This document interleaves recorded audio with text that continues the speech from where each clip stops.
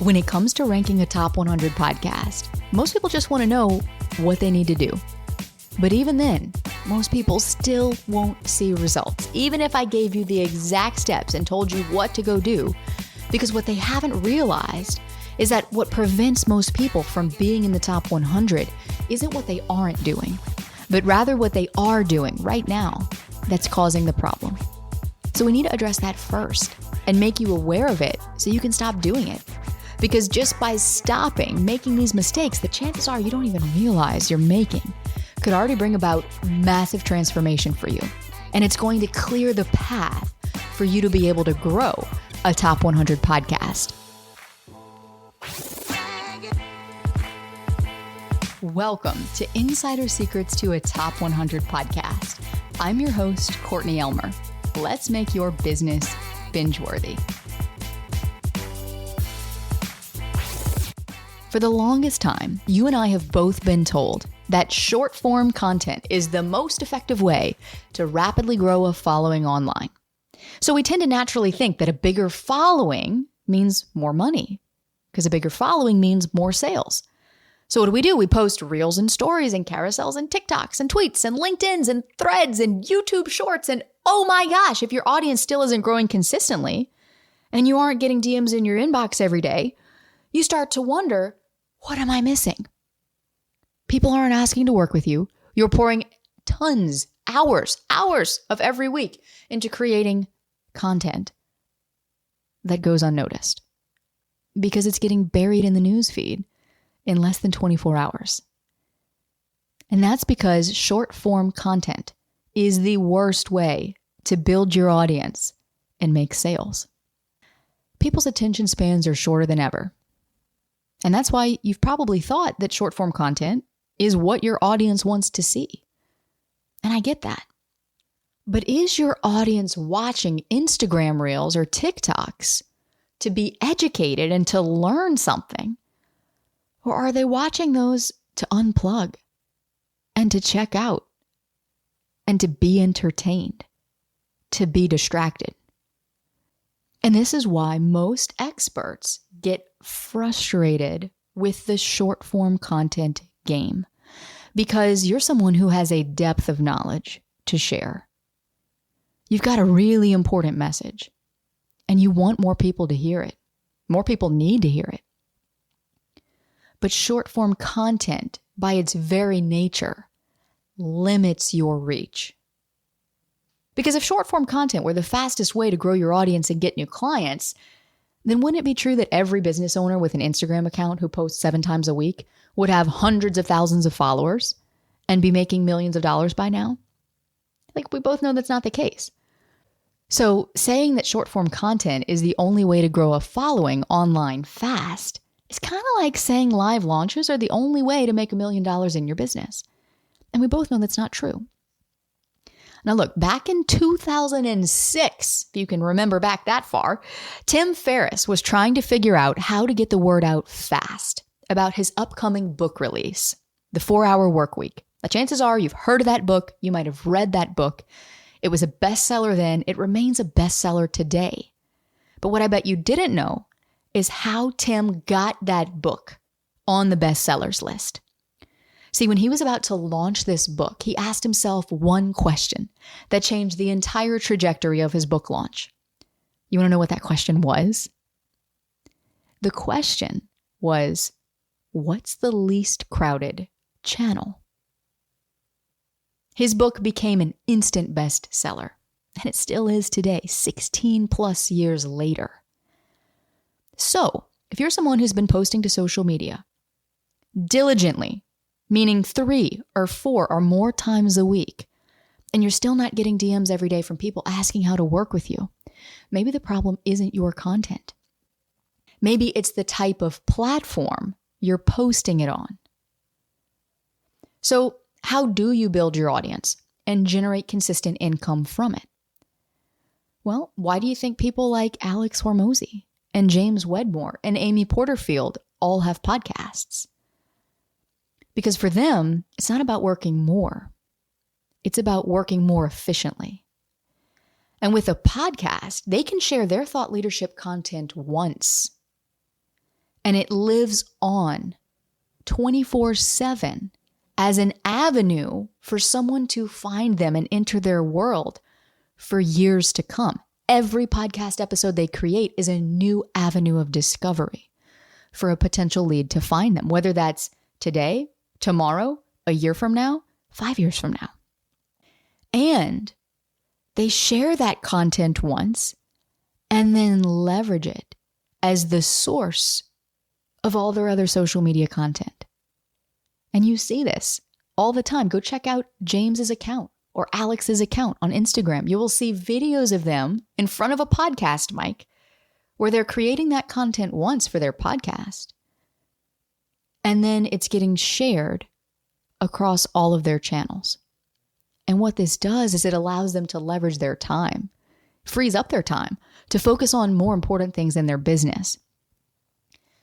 The other reason that just about every thought leader that you admire has a podcast is because they know that it's the quickest way to create trust with their audience and to turn cold leads into warm potential buyers. Someone now has to spend upwards of 7 hours with you, consuming your content before they trust you enough to want to buy from you. I did the math for you. That's 3,400 7-second Instagram reels. I don't have that kind of time. Chances are you don't have that kind of time. And these leaders definitely don't have that kind of time. What they know is that trust is the secret to increasing sales, because trust is a prerequisite of sales. So it's not a bigger following that equals more sales. It's the degree to which their following trusts them.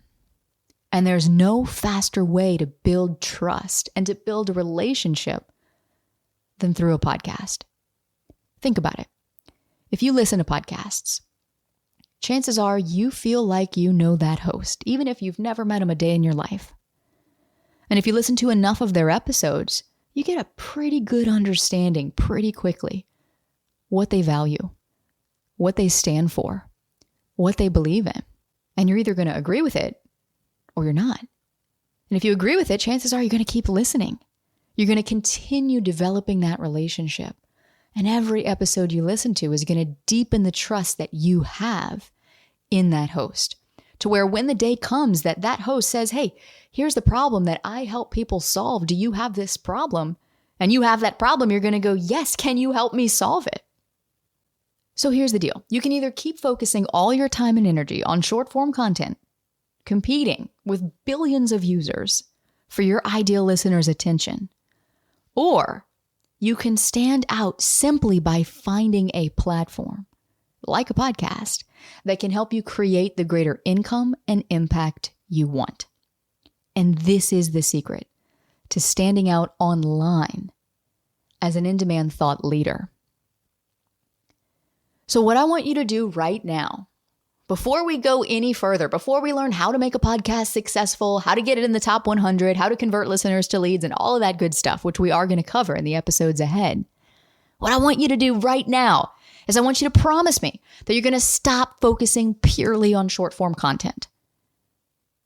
I'm not saying get off Instagram altogether, but you definitely don't need short form content until you have a primary evergreen platform in place where you can share your thought leadership. Because if every new episode is a new avenue of discovery for someone to enter your world and hear your message, imagine what will happen when you have 100 episodes, 500 episodes, 1,000 episodes. Because after helping over 6 coaches and consultants rapidly grow their business with a top 100 podcast that converts listeners to clients and customers while they sleep, I can tell you one thing. Your audience doesn't want more short form content from you. What they really want is to feel connected to you. So I don't need a crystal ball to tell me that if you're listening to my voice right now, it's likely because you fall into one of the following 2 categories. Either you're an unheard expert who's been toying with the idea of starting a podcast, but you haven't started it yet.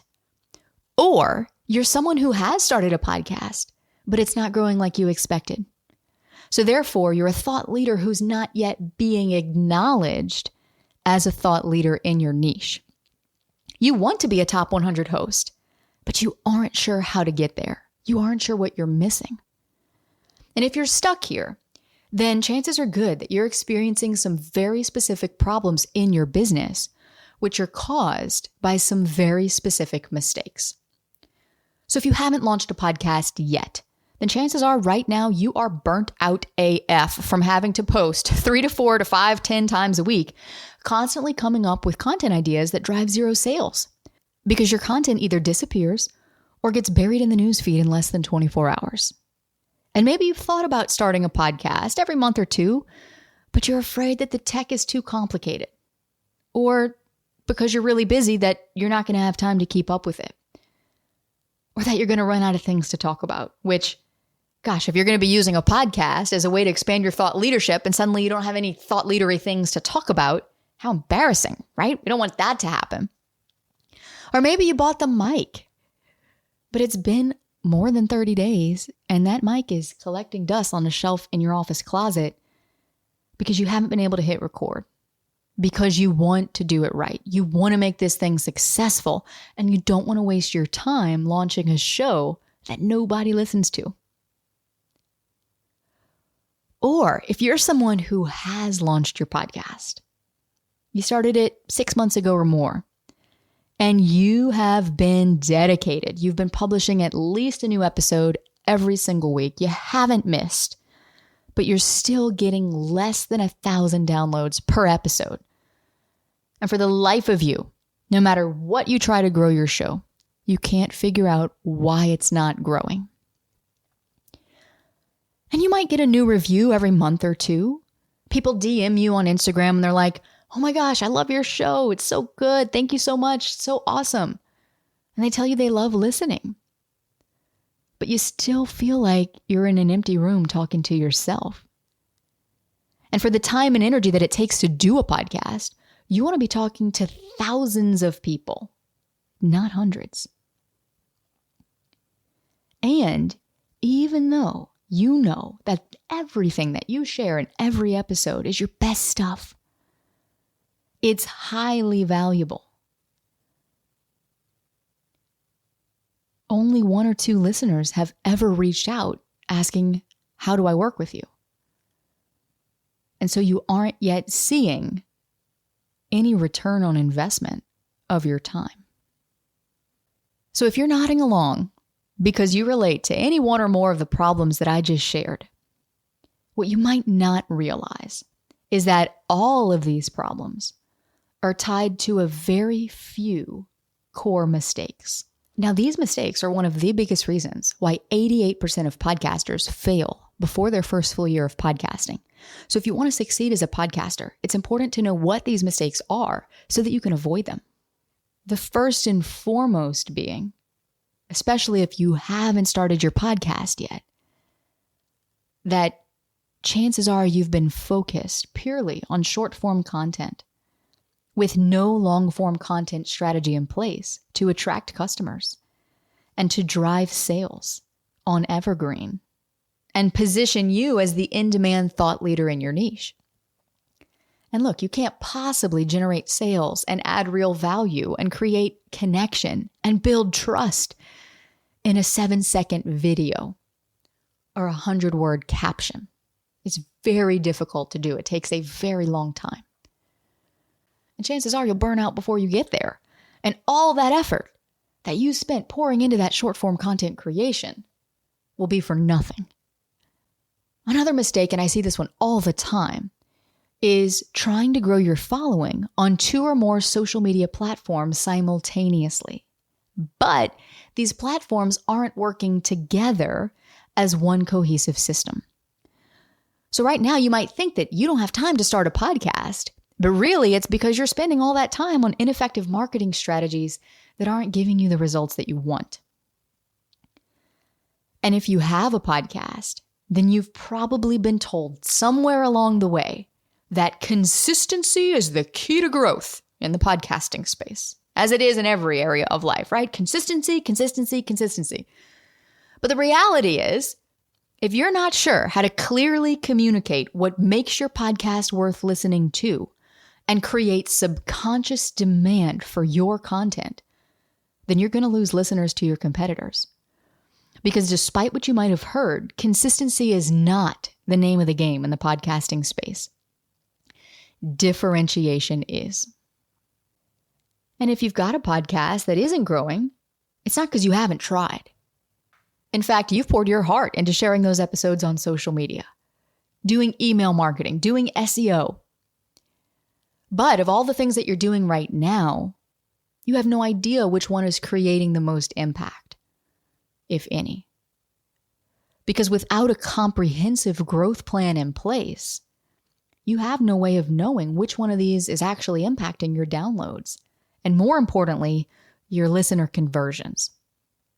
So if you relate to any one or more of these problems that I've just described, then what we cover next is going to be totally relevant for you.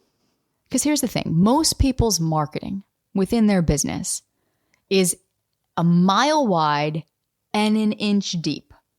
They're trying to grow on multiple platforms at once. They've got no cohesive strategy for doing so.